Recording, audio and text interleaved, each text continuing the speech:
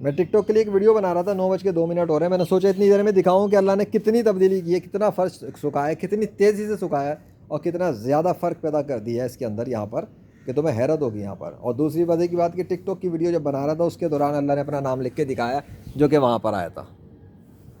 اور موسم اب دیکھ لو میرے جانے سے پہلے. یہ اس لیے دکھا رہا ہوں کہ ابھی کے ابھی دکھائی دوں میں, پھر مجھے ابھی پتہ نہیں آنا ہے نہیں آنا, وہ بات کی بات ہے. تو یہ تو وٹنس تو رکھا رہے گا نا ایک ثبوت کے طور پہ کہ یہاں کے بادل جا چکے ہیں, وہاں ہے سین ہے, اللہ نے بنائے, اللہ جہاں مرضی کرے. اب وہ کہیں اور بارش برسا ہے اس کی مرضی, وہ نہ برسا اس کی مرضی. میں گاڈ نہیں ہوں, میں گاڈ کا بندہ ہوں.